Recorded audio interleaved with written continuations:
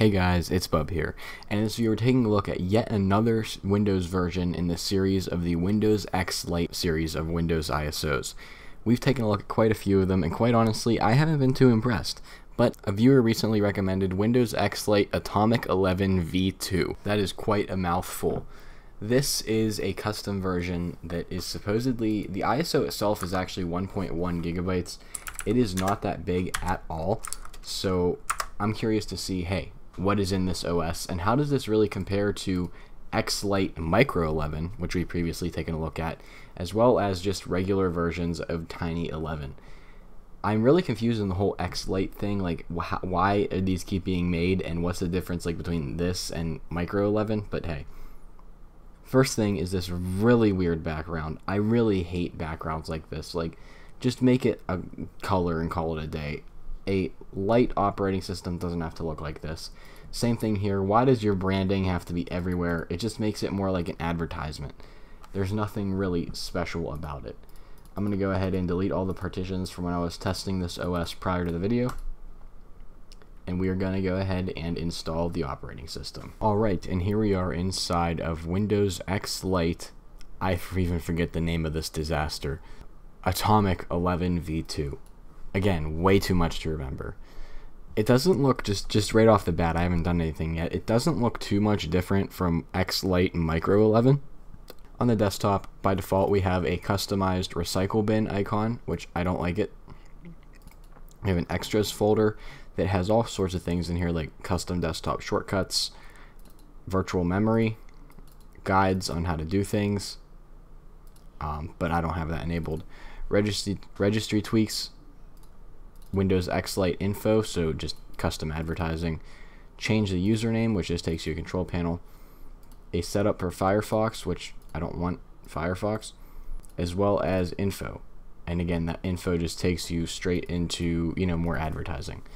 And then we have info, which is advertising. So there's 3 advertisings just in right there. That's really stupid. I do like this background though, but it is exactly the same one from Micro 11. Down on the taskbar, we have our time, which does not appear to open a calendar. We have a volume slider. We have our network.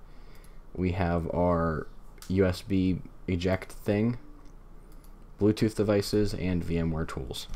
By default, pinned on the taskbar, we have, the Files app, as well as the Start menu, which brings up the non-Windows 11 Start menu. This appears to be, I don't even know what this is from. Is it Start All Back, Classic Shell, something? So installed, we have apps, so Get Started, Notepad, Paint, and Settings. Startup, Clear is in Startup. I don't know what Clear does. Windows PowerShell, which I just clicked out of it. Typical PowerShell stuff. Windows System, so actually very few things here in Windows System. We have Command Prompt, Control Panel, File Explorer, Run, and Task Manager. We have Windows Tools, which has a lot less than typical Windows tools. Like, this is a lot less. X-Lite Tools. And then going over to this side, we have the Personal folder, Documents, Pictures, Music, Downloads, This PC, Control Panel, Settings, and Run. And then down here we have Shutdown, Sleep, Restart, Lock, Sign Out, and Switch User. So far, what I can differentiate from X-Lite Micro 11 and this weird version is, although they look the same, it actually comes with a lot less bloatware. Like, this is very minimal. This is less than I think Tiny 11 comes with, because I mean, hey, look, a lot of the other Windows tools that I always said were unnecessary are gone. Get Started is still here, but I have a feeling that's like a really baked in version, because I see it in literally everything. I don't know why that's not removed. And the one thing I also did notice is that there is no network, which is really weird. I don't actually know why there's no network here. I think those drivers are gone by default. Let's go ahead into Task Manager here and see that we are using, 11%, 7%, 6% of the CPU. Not bad.